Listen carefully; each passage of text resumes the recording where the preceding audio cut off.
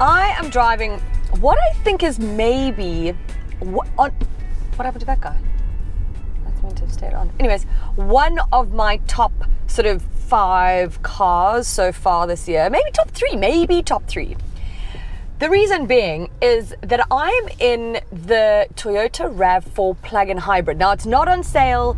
They don't have plans yet for it to go on sale, but it's been sent down sort of as like like a experiment, if you will, to see like how people react to it, and they can do some research on it, to find out what is required and whatever. Okay. I really hope that it comes to South Africa as a car to be sold, because I am going to say something maybe quite controversial now, okay, but I don't believe in the whole electric vehicle future, okay? Career limiting. Anyway, for now at least, okay, yes, I know a lot of it is projected for the future and but there's a number of manufacturers who are like by 2025 and by 2030 are going to be like all electric and whatever.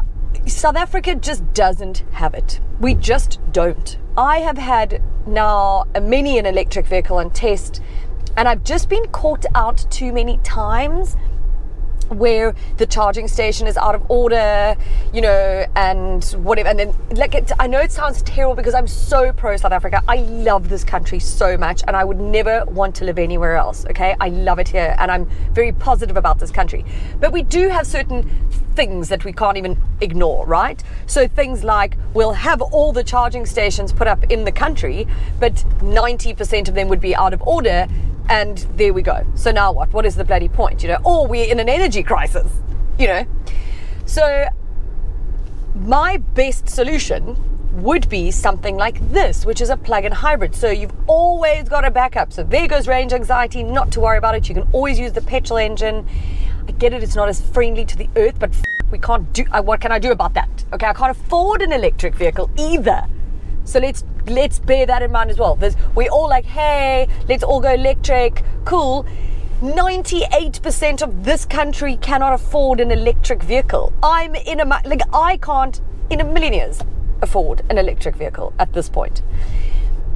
I'm not saying that this is going to be much cheaper. Well, it will be sort of, but so the top of the range RAV4 hybrid is like 700 something thousand. So this will be more than that. So also hugely expensive. But I'm trying to get us to that place where then the Toyota Corolla Cross hybrid, imagine had a plug-in hybrid, that becomes cheaper.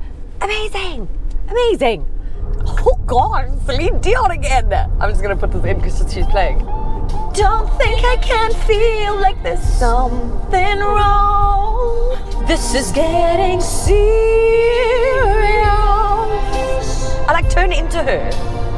Baby, think twice. This car, I think, is just fab. So I've had it for the week, right? And if you do an average sort of weekly commute, which a lot of people, that's why I said average, what most people do, which could be like 30 Ks or whatever, you can stay on pure battery, okay? Don't go into the petrol engine at all. If you do, you can still keep your consumption under about 6 liters per 100 Ks. So you are certainly going to be saving money. Imagine just every day, it doesn't matter if you're going to do 150 Ks or 800 Ks. If you're going to do 800 Ks, it doesn't matter because you've got a petrol engine to get you there if the charging stations are bust, okay? So this has got a 2.5 litre petrol engine, and then it's got a 1.8 kilowatt hour battery and 2 electric motors.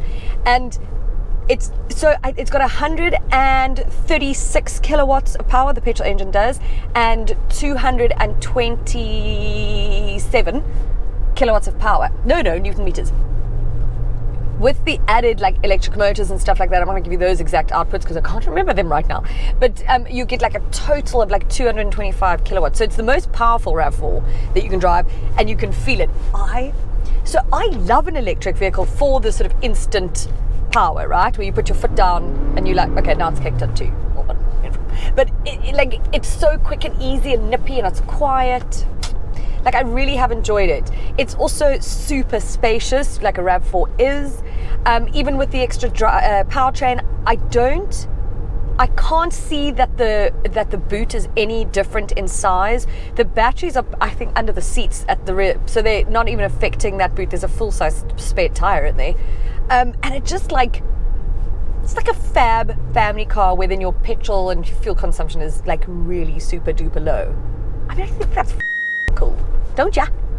So the only thing is, I wish, I mean, like, could update in here, but okay, because I think that anyways, like, I don't love the touchscreen. I don't love Toyota's touchscreens or screens in general. It's all a little bit cluttered here and a bit clunky and a bit whatever, but a lot of people I think like that. I do quite like the steering wheel.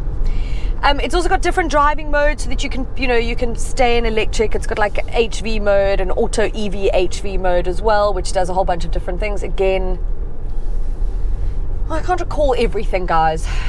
It's just one little brain here. Even though, cool, as the journalist, I realize that I should. Overall, though, I would really recommend looking into any sort of plug-in hybrid cars that you can get your hands on, because I know Volvo, they've got their recharge, and I love that car, again, because it's like an EV with a backup, which is what they call it, and this should be that too. This is that too.